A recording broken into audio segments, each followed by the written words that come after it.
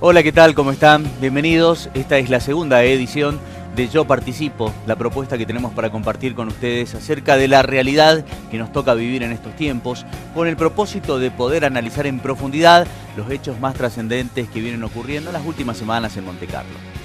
Sin demasiado preámbulo, voy a presentarle el tema central de hoy, que estoy seguro a usted le va a interesar y mucho. Y si no le interesa, entendemos que le tiene que prestar atención, porque es un problema que quizás ahora a usted no le afectó, pero no está exento de que le pueda suceder en algún momento.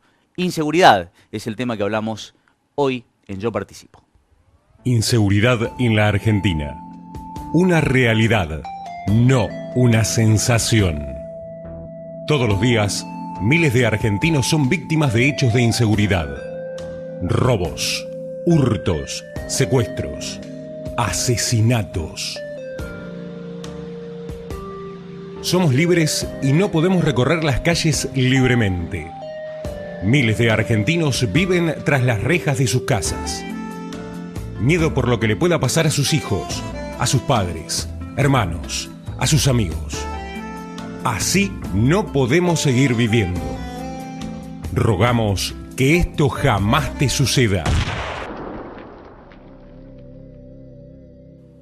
Bueno, el tema de la inseguridad, quizás esta presentación es un tanto fuerte, sin embargo, hoy en día ya podemos hablar en estos niveles de discusión acerca de lo que nos toca en materia de inseguridad en Montecarlo.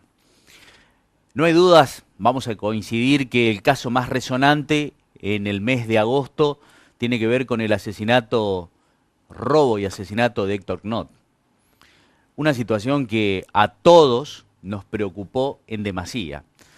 Porque evidentemente los delitos venían sucediendo con mayor frecuencia en los últimos años en Montecarlo, pero no con estas características. Con delincuentes que ingresaban a una casa con la intención bien definida de robar y, si era necesario, también matar.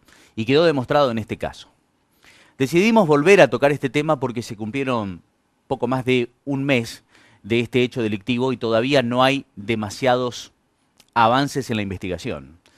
Hubo un movimiento importante en materia de investigaciones que ha hecho la policía a lo largo y ancho de nuestra provincia, pero los resultados no fueron positivos.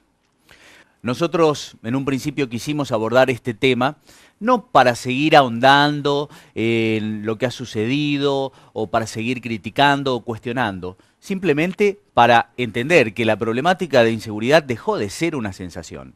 Recuerdan ustedes que a nivel nacional hubo una serie de discusiones establecidas entre la oposición y el oficialismo porque el gobierno se negaba a reconocer que la inseguridad ya había dejado de ser una sensación. Hasta en algún momento se había presentado el tema como una problemática de los medios de comunicación, de la televisión, que se encargaban todos los días de mostrar los hechos delictivos, asesinatos, homicidios, robos que sucedían principalmente en Buenos Aires. Bueno, también en el resto del país sucede. Ya dejó de ser una sensación. Ya es algo que se siente, es un sentimiento. De hecho, así lo definen los expertos. Vamos a compartir una entrevista, porque cuando hablamos de inseguridad tenemos que hablar de justicia. Van las dos cuestiones muy de la mano. Y hablar de justicia implica reconocer lo que sucede en materia judicial en la provincia de Misiones.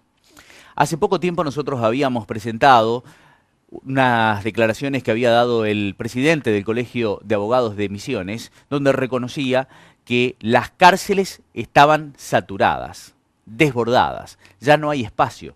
Pero lo más interesante de todo es que había manifestado que no estaban desbordadas porque ya había demasiados presos con una condena definitiva, firme, sino que en la mayoría de los casos había personas detenidas, imputados en hechos penales, pero que todavía no tenían sentencia firme, ni siquiera habían ingresado a un juicio.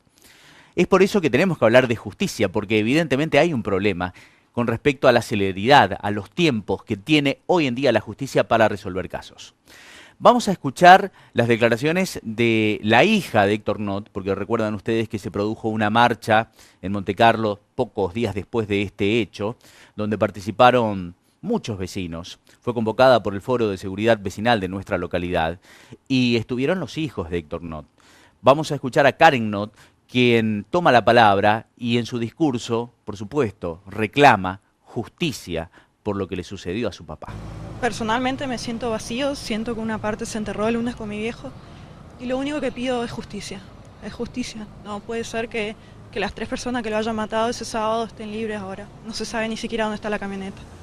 Y nada más. Yo estaba en Santo Tomé, yo estudié allá medicina, estoy en mi último año y me llamó mi mamá. Me llamó mi mamá a las 7 de la tarde y ahí me vine para acá. Bueno, esto sucedía hace pocas semanas en Montecarlo. Nosotros incluso habíamos mencionado y pasamos imágenes, gentileza del Foro de Seguridad Vecinal y también de Juan Ploger, sobre lo que sucedió en el año 90, cuando los vecinos de Montecarlo ya en ese entonces se manifestaban, hicieron un camionetazo, marcharon con los vehículos por la Avenida Libertador hasta frente a la Municipalidad y la Policía reclamando justicia, porque ya en ese momento había demasiados hechos delictivos. Hoy nuevamente Montecarlo está teniendo esta sensación y está viviendo de cerca lo que significa estar inseguros. El caso de Gnot es extremo porque no solamente fue un robo, sino un asesinato, una ejecución. Pero en Montecarlo hoy tenemos frecuentes robos de motos, de garrafas, hurtos en la propiedad y la policía ha detenido a varios. Pero durante el proceso de definición del caso, la justicia es muy lenta.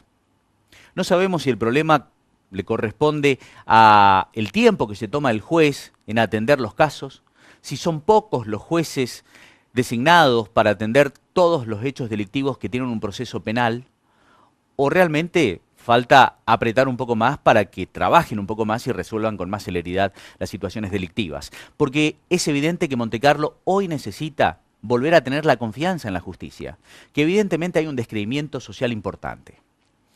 Y cuando hablamos de justicia, nos pareció interesante poder compartir este fragmento de la entrevista que otorgó a Matías Martín, conductor del programa que se emite por la televisión pública Línea del Tiempo, Eugenio Zaffaroni, ministro de la Corte Suprema de Justicia de la Nación.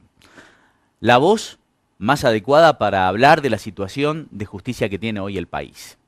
¿Qué piensa Zaffaroni con respecto a la sensación que tienen los argentinos en torno a si hay o no justicia? ¿Cuáles son los problemas que tiene hoy la justicia? ¿Quiénes son los que finalmente terminan presos? ¿Son realmente los culpables o se corta el hilo por el lugar más fino? Le pido por favor que preste atención a cada una de las declaraciones que da Zaffaroni, porque estoy seguro que le va a permitir a usted tener un panorama, una visión muchísimo más amplia de lo que sucede en materia de inseguridad en nuestro país. Nunca un poder judicial puede satisfacer todas las expectativas, eso es cierto, y hay algunos más defectuosos, otros menos defectuosos.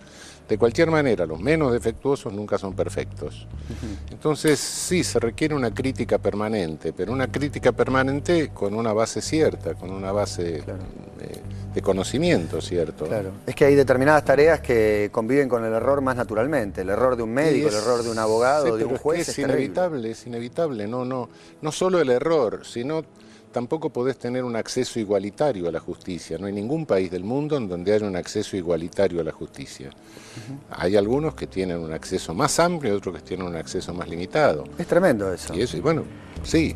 ¿Por qué? Porque tengo la percepción, y siempre la tuve, que van presos los pobres, siempre. De que no solamente, pero hablo como una generalidad. No. En el ámbito penal sí, sin lugar a dudas hay una selectividad. ¿No es terrible?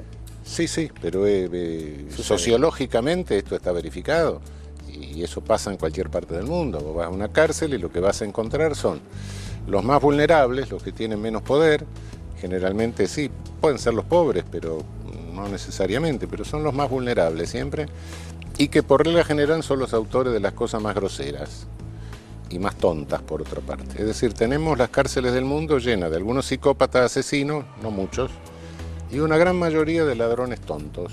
En definitiva es eso. Claro. ¿Por qué se produce eso? Bueno, hay quienes lo teorizan, qué sé yo, las clases sociales, la lucha. Sí. No, se produce por un fenómeno natural. ¿Qué es lo más fácil de detectar? Eso. Claro, igual no hablaba de que en las clases bajas hay más índice de delincuencia, sino de que cuando enfrentan un proceso penal, el que tiene plata termina acomodándose y recibiendo un castigo. No necesariamente, puede ser que no sea tan así, pero hay un entrenamiento distinto el que crece en determinado medio aprende una cierta tecnología. Todos